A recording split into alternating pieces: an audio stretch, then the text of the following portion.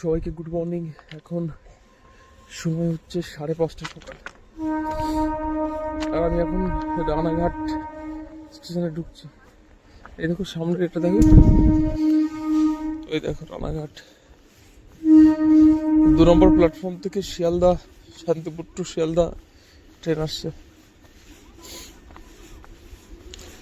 কুয়াশা কিন্তু রানাঘাটে খুব বেশি একটা নেই, কিন্তু ঠান্ডা পড়েছে খতরনাক, খুব ঠান্ডা লাগছে এখন।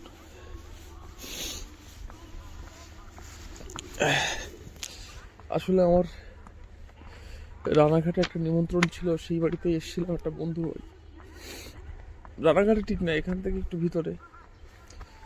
সেই নিমন্ত্রণ খাওয়া দাওয়া হলো। এবার ওকে আমি বললাম যে প্রত্যেকদিন সকালে আমি দৌড়াতে যাই বা মর্নিং ওয়াক করতে যাই। তারপরে জোর করে বলে ওখান থেকে বেরোলাম। আর ওই সামনে দাঁড়িয়ে আছে 4 নম্বর প্ল্যাটফর্মের ট্রেন, ওটা ধরেই বাড়ি যাবো। ওই দেখো,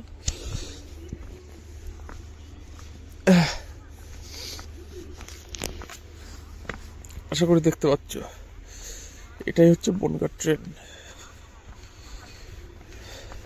আমার সকাল সকাল উঠতে উঠতে একটা ব্যাপার হয়ে গেছে যে আমার সকালবেলায় উঠতে খুব ভালো লাগে, খুব কমফোর্টেবল ফিল করি সকালে উঠে। কিন্তু হ্যাঁ, যদি ঘুমাতে ঘুমাতে দেরি হয়ে যায়, ধরো 1:30-2 বেজে গেল, তাহলে আর সকালে উঠতে ইচ্ছা করে না। কিন্তু যদি একটু তাড়াতাড়ি ঘুমিয়ে পড়ি, মোটামুটি 6 ঘন্টা 7 ঘন্টা ঘুম কমপ্লিট থাকলেই সকাল 5টা 5:30 6টা যে কোনো সময় ওঠা যেতে পারে, কোনো অসুবিধা হয় না। ঠিক আছে, লাইনেই থাকো, ভিডিওটা দেখতেই থাকো।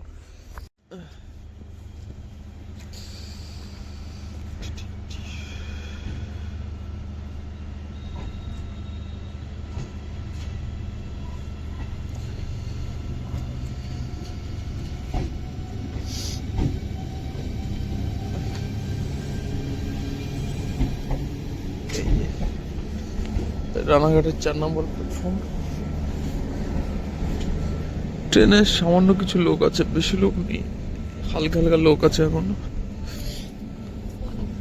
এক একটা কম্পার্টমেন্টে ধরো 2 জন বা 3 জন করে, তার বেশি নেই। এখন 5:42-43 বাজে। এই কম্পার্টমেন্টে লেডিসে তো কেউ নেই।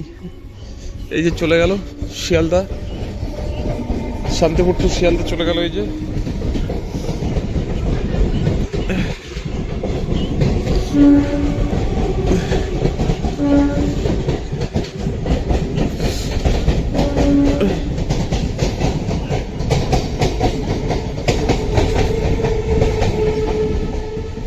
আর এই সকালবেলায় উঠে যে কি ফ্রেশ লাগে চারিপাশটা, কি করে বোঝাবো, দারুণ ফ্রেশ লাগে চারিপাশটা, সত্যিই খুব ভালো লাগছে।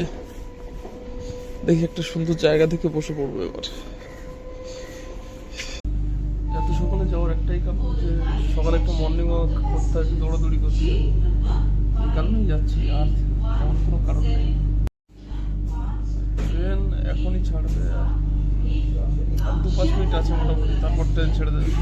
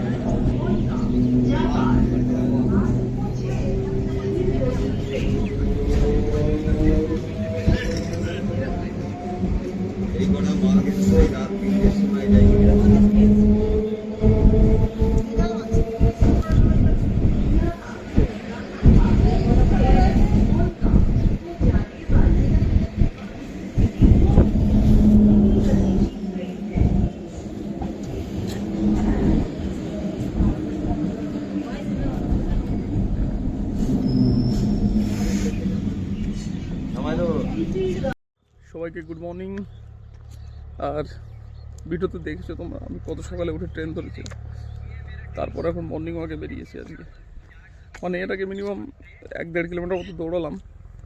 আমার সঙ্গে আজকে পুষ্কারি আছে। আর দেখো আমরা এই রাস্তায় আসছি কন্টিনিউ 1 সপ্তাহ 2 সপ্তাহ ধরে। তো ওদের একটা জিনিস দেখায়, সর্ষে কত তাড়াতাড়ি মানে গাছগুলো ডেভেলপ করে। দেখো এই 2 দিন আগে দেখে গেলাম ছোটো ছোটো বীজ টাইপের ছিল, কিছু একটা ছিল, এখন দেখো কী পরিস্থিতি। এখানে ফুলগুলো ফুটে কত সুন্দর লাগছে, এখানে দেখতে পাচ্ছ সর্ষের গাছ। আর এইদিকে মোটামুটি ধান লাগিয়ে দিয়েছে। এখানে ধান ছিল না যদিও, এগুলো কেবল ফাঁকা জমি ছিল। রাস্তাটা দেখো কত সুন্দর, ফাঁকা মাঠের ভিতরে এই দিক দিয়ে দেখা হয়। এই দেখো এইদিকে রাস্তা, এইদিকে রাস্তা, খুব সুন্দর একটা সিনারিও তৈরি হয়েছে এই জায়গাটায়। আর রেগুলার আস্তে আস্তে কিছু কিছু জিনিস এখানে নতুন লাগে, আবার পুরনো লাগে। তার সঙ্গে বললাম যে এই জমিগুলোতে ধান লাগিয়েছিল না, এগুলো ফাঁকাই ছিল, এখন লাগানো হয়েছে।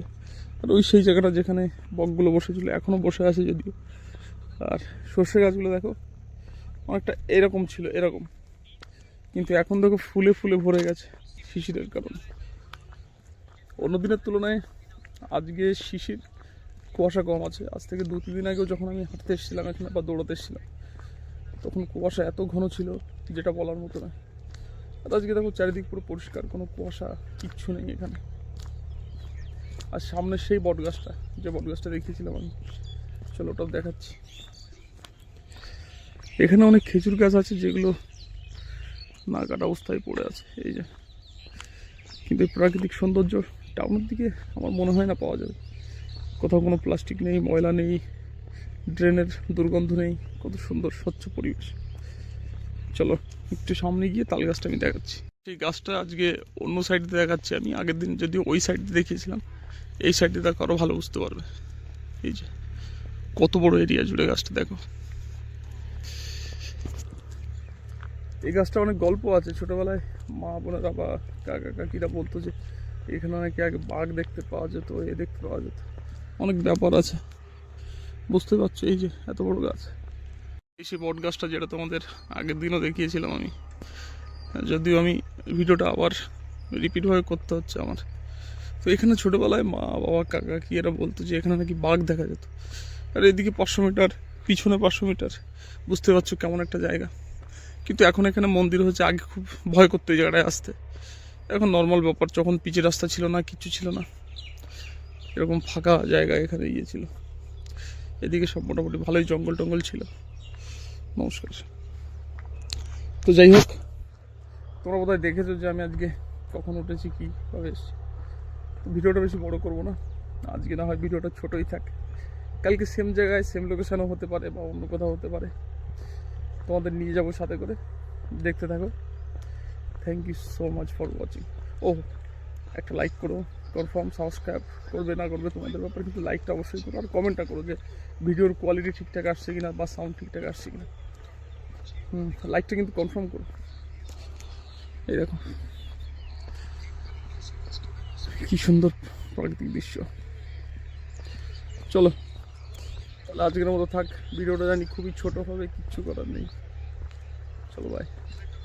ব্লগ তো আমি শেষই করে দিয়েছিলাম, কিন্তু এই যে বাঁশবাগানটা, এটা একটু দেখে নাও। এটা আমি আগের দিনও দেখিয়েছিলাম। এই যে কত বড় এরিয়া এখানে, এই দিকে কত বড় এরিয়া, এটা একটু দেখিয়ে দিলাম। কোথাও না কোথাও অ্যাড করে দেবো অবশ্যই। ওকে।